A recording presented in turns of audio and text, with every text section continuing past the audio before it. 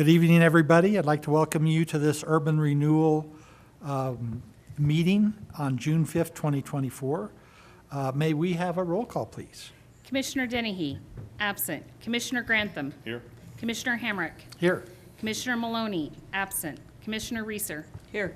Commissioner Schmischer. Here. Commissioner Stein. Here. Commissioner Tracy. Here. Commissioner Troutman. Here. Commissioner Worthington. Here. Chairman Payne, absent. Thank you for that. Would you join me in the Pledge of Allegiance? I pledge allegiance to the flag of the United States of America and to the republic for which it stands, one nation, under God, indivisible, with liberty and justice for all. Thank you for that. Is there a request from any citizen to speak tonight? I'm seeing no big rush to the microphone. I'll assume that's a no. We do have our consent agenda that approves the minutes for the May 8th, 2024 meeting, and also the cash disbursements for the authority. Would you please review the agenda and consent agenda? Yes, Mr. Vice Chair, as you mentioned, we have the minutes for May 8th as well as the cash disbursements for May 9th through June 5th. And our regular agenda will not change. We will be discussing the Springbrook software purchase as well as the addition of fire district property into the urban renewal boundary. Thank you. Any additions or corrections to the agenda? Seeing none, I'm open to a motion. Vice Chairman Hamrick, I move that we approve the consent agenda and agenda as written. Second. We have a motion and a second. Any further discussion? Call the roll, please. Commissioner Grantham. Aye. Hamrick. Aye. Reeser.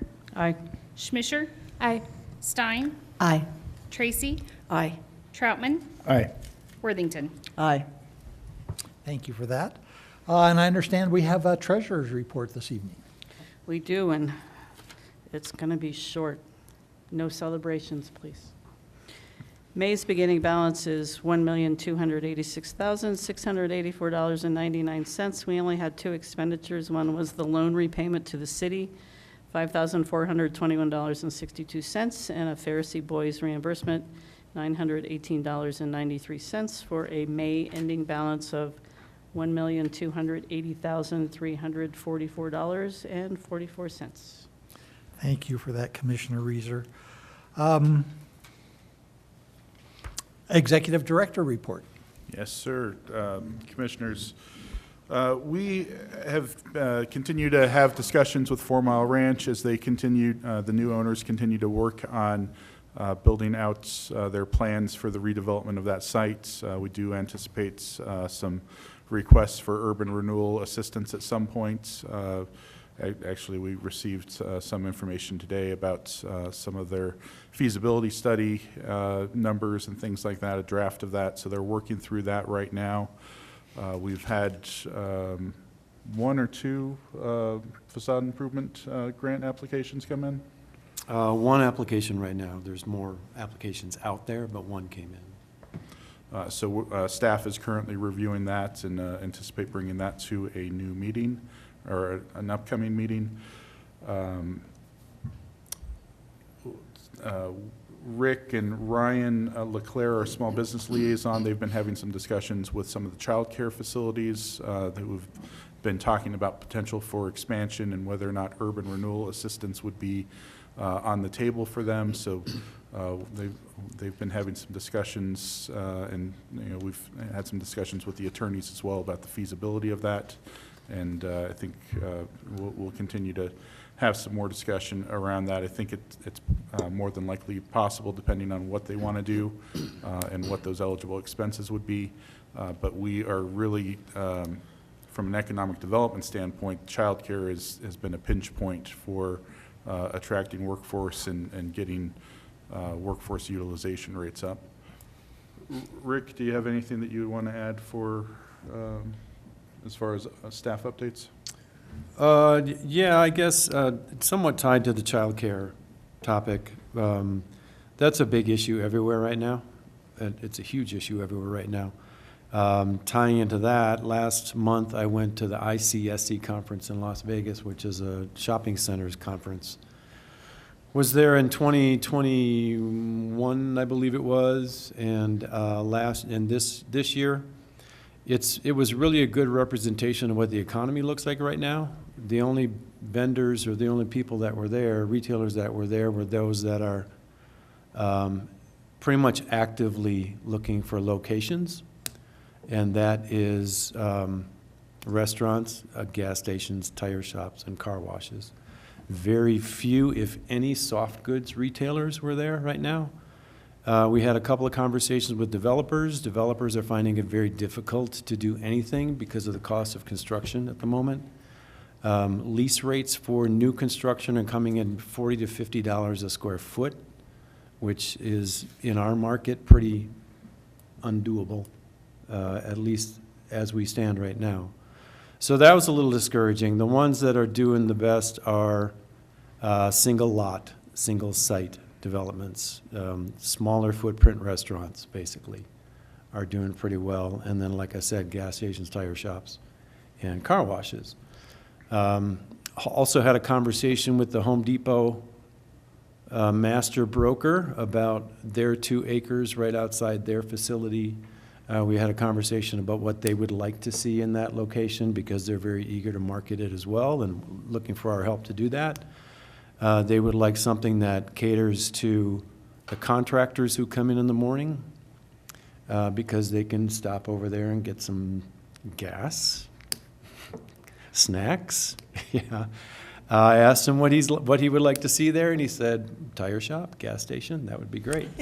And I said, well, that's exactly what we're trying to avoid, you know.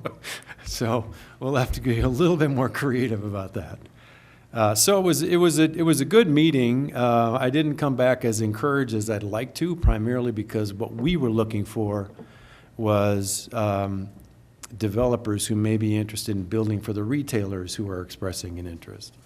And right now, those developers are not coming to smaller communities who can't support the lease rates. So little discouraging there, but we had some good conversations with brokers, some who serve our market. That it's a tough market right now everywhere. I did talk to a child care organization that serves markets close to our size. They expressed somewhat of an interest, but I need to get back to them because they need to learn more about our community before they could even say yes or no. But I think if we were to focus on growing the child care centers we have, that would be if you can call it low-hanging fruit, that would probably be the low-hanging fruit. But it is a deterrent for visitors to our community or employees in our community. So much concur with what you said about child care. Thank you. The only other thing I have is that we had anticipated canceling the July 3rd urban renewal meeting, but because we do have an active application, we would ask that the commission move the July 3rd meeting to July 10th, postpone it a week, if that works with the 4th of July holiday there. We're anticipating a bunch of people may be traveling or unavailable during that July 3rd day. And so you're looking for a thumbs up on that, essentially? Yes, sir. So that's a thumbs up for me. I can do that. Is there anybody that can't? Maybe. Okay. Good enough? I think so. Thank you. All right. Commissioner Troutman, did you have a comment? Or is this just ghost in the machine here? No, I was looking at my calendar, and my thumbs were idle at the time, so. Thank you. On the 4 Mile Ranch, if they were to be included in the URA, is it? I know it's pretty preliminary, but that would not be a new URA district. That would be incorporated into the current one. Is that correct? I think it's still too early to tell, but we'd likely be looking at potentially setting up a new district. A new district, so a separate URA district? Yes. Okay, possibly. Great. But Thank you. wait, I'm not used to this. Okay, now, please, Commissioner Is Jolly. there, anyway, is there a conflict? Would there be that's a metro district. It is. There's 6 or 7 of them out there. Would they perceive that as a conflict of some kind? Or not? Is that just No. two different things? Yeah, the two different things. There's 4 metro districts out there, and actually, tax increment financing could actually be used to help service the debt on a metro district bond if it was set up correctly. Would they have to agree to that? Yeah, absolutely. Okay. Yep. All right. Thank you.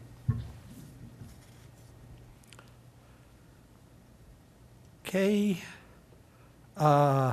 Do we need to formally accept the executive director's report? That's just noted. All right. And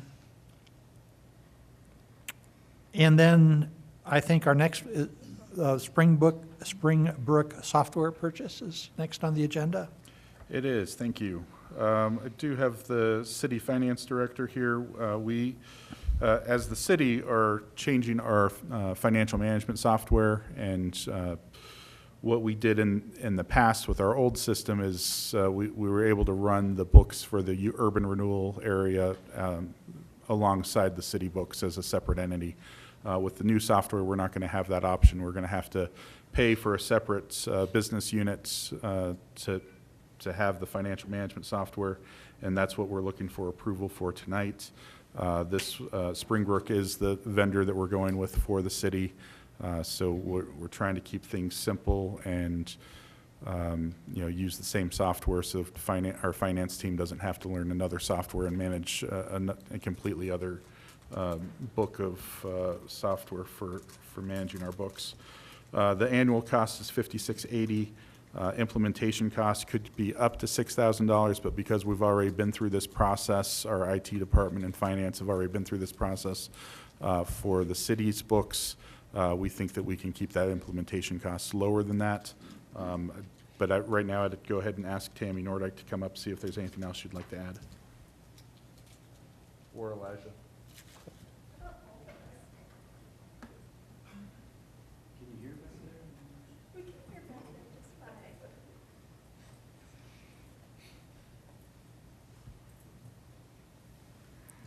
Tammy, first, congratulations on switching to the new software, and my condolences. It would be good. It would be good. So, do you have questions about anything? Commissioner Troutman. This is so cool what you guys do. So, and help me, this is, pardon? Mike. And you know I'm a rookie at this, so it resides on the same computer system. Correct. It just is a different type of software that segregates from commingling the URA money with city money. Is that the intent here? Correct. So the Springbrook software is cloud hosted in the Springbrook system on their end.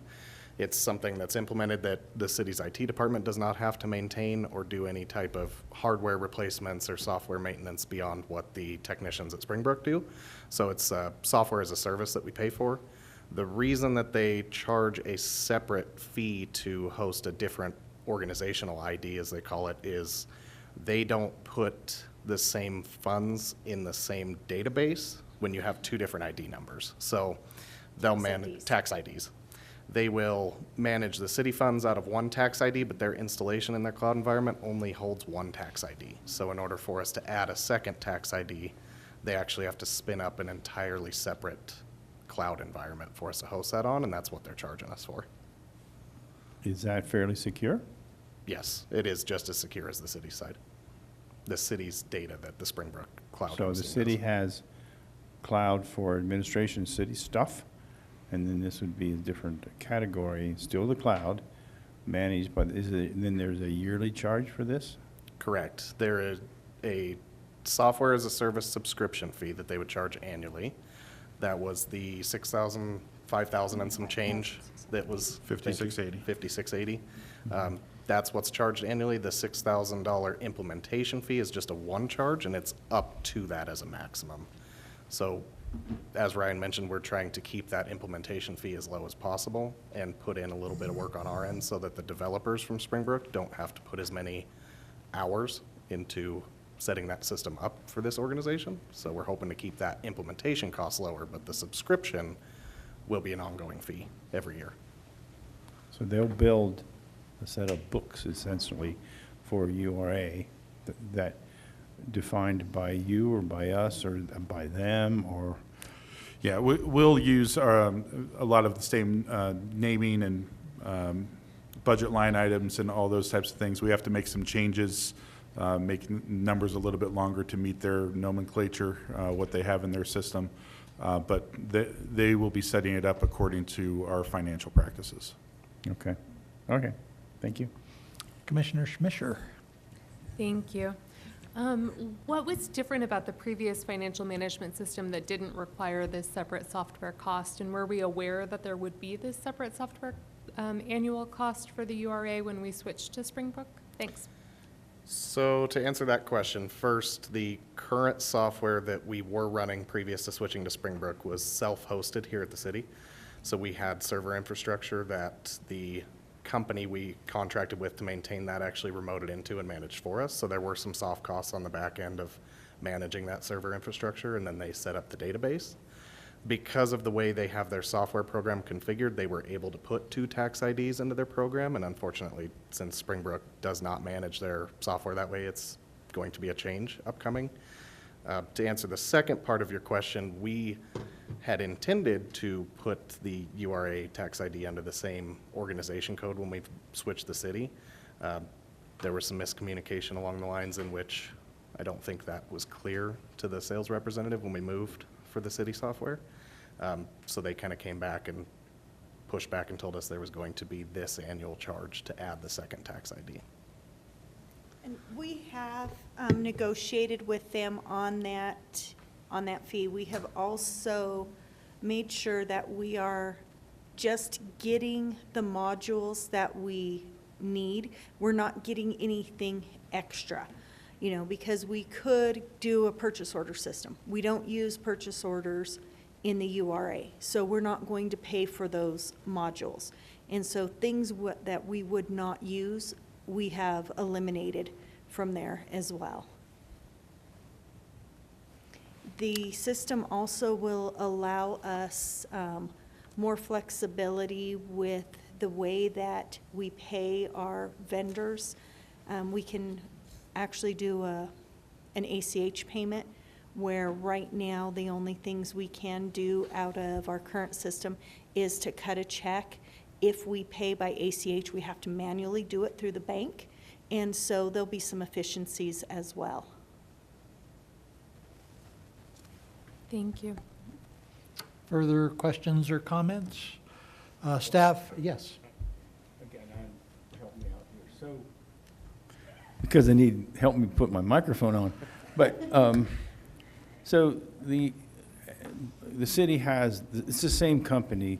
They just have different categories of what we desire that works best for us.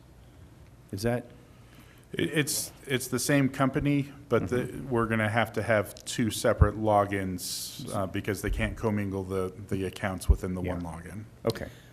Two separate cloud environments, basically. So their reps can work on either one of these legitimately. I mean, certain companies oftentimes, if it's one and the other, they don't want to talk to each other. This is all one company, and they can work on either one if we need Same it. same software, it Same just has to be software set company. up separately. Okay, Yep. all right, thank you. Any further questions or comments? Staff is looking for approval of this software, and so I'm open to a motion.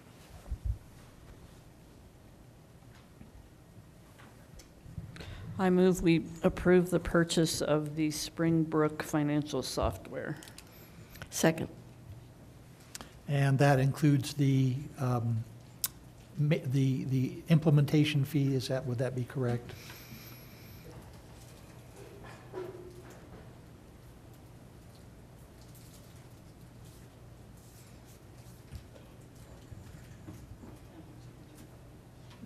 That was a friendly amendment. Is that acceptable? Are you talking to Robin? I was, sorry, Mr. Chair, I was Oh. just looking at the recommended, the staff recommends the approval of the Springbrook software purchase in an amount not to Oh. exceed 11,680. So I was just That's, wondering if that should be part of the motion. yes, that should be. I make a motion to approve the Springbrook software purchase in an amount not to exceed $11,680. Second. Thank you for that.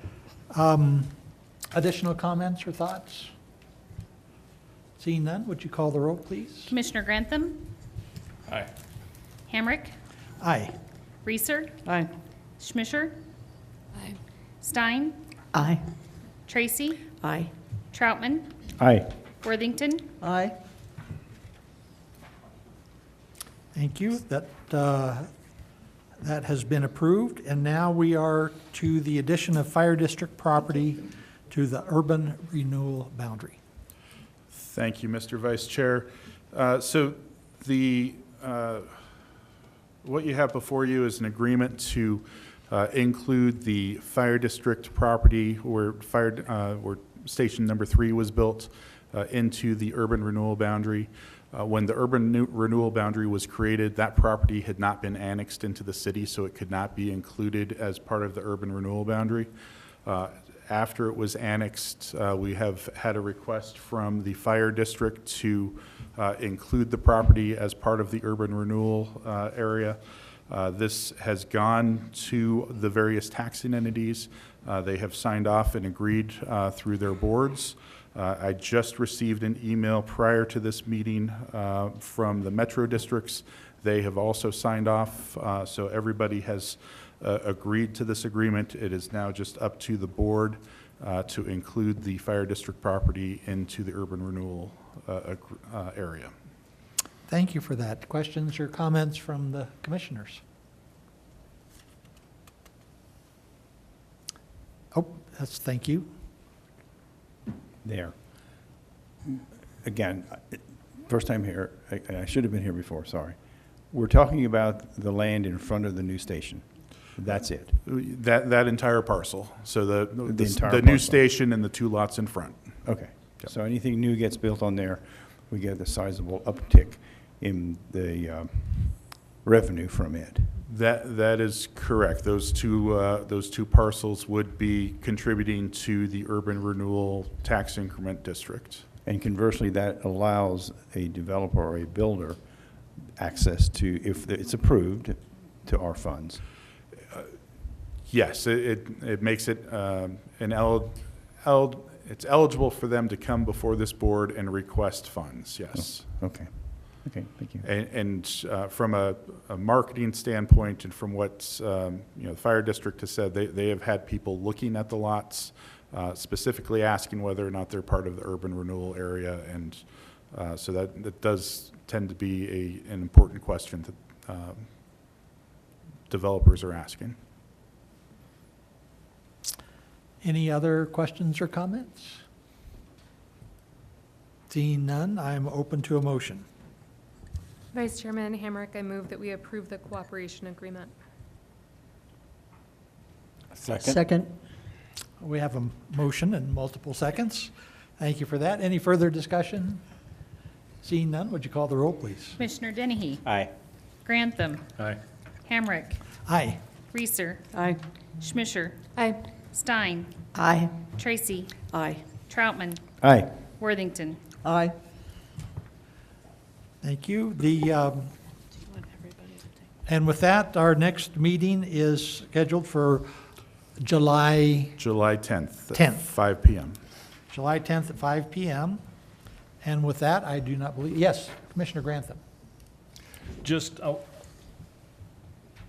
Commissioner Tracy has the stack. This is the stuff we talked about last month. This is when everybody gets it, I suppose. I hope I have enough copies to go down to you, Ryan. But, this, what you'll see in front of you is from the assessor, from her spreadsheet on the estimate estimated numbers for 2024, which would be the money that would be coming to the URA in 2025. And so we talked about that 159,000 last month. That was the 2024 dollars from the improvements of 2023. But this is just the breakdown from each of the districts, the underlying tax entities, and how much that assessment is, how much those mills are, and then the tax dollars to the URA. What that doesn't account for is the sharebacks. And so I don't know the calculations on all those, but I would assume that there is a keeper of those things that we can enlist to help us out to better understand what the actual numbers will be for 2025. The sharebacks for 2023 amounted to about 51% of the total. Okay. And barring something drastically different, because I know that there's different aspects of the shareback agreements with each entity, it should be roughly similar, I would imagine. I would imagine so. It depends on what gets built. Right. Yep. Right. Yes. It's a little bit complicated, I would imagine. And I hate to add to, anybody's workload on this, but I think it'd be helpful for me to understand what all the sharebacks are, so that we understand where, because this is the check that's going to be written next year to the URA, but it's not the amount that we get to spend, so to speak. Correct. It'll be roughly half of that, roughly. Yep. Sorry. And how that goes back to the individual taxing entities, I think would be, maybe I'm alone, but I think that'd be important to understand for this group up here to understand, here's what comes in, and that number's only gonna get bigger over the next 21 years, 20, 21 years. 21. And it only grows on the previous, assuming that there's more building happening and those taxes still increase on those portions that are originally in the part of that TIF, then that number only escalates from there. And so understanding, I think, where this money comes from, and we talked about that last month, that I think it's important to be sober about where the money is coming from and understand that there are different aspects for the school district and how they get backfill in one way, but they also, I think they get sharebacks as well. They do. And so they're a little bit insulated, more so than the rest of us. But I hope it's helpful to at least see these numbers for next year, and then maybe we can talk a little bit about more specifics on the sharebacks if you could, Ryan or whoever. Yep, absolutely. Okay, I appreciate it. Thank you. Commissioner Tracy. Thanks. Just to add to that discussion, I assume over time that we would want to look at other things too besides this, such as the desirable increase in taxable property, or, the value that we hope will happen with I assume that's kind of the purpose of all this, that we we help enhance that ability for value to grow. I don't know how long a time frame that needs to be examined, but I just would like us to look at all pieces of this.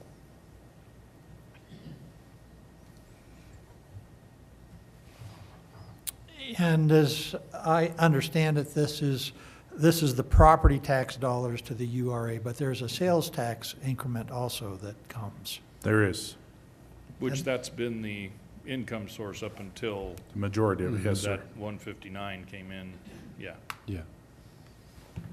Thank you, Commissioner Schmischer. I just wanted to thank Commissioner Grantham for pulling this together and for sharing it with us. I think it is important to see and important to understand kind of where all of those dollars are coming from. So thanks for spearheading this, and looking forward to learning more about the sharebacks in greater detail. Thanks. Any further comments from the commissioners? With that, we're adjourned.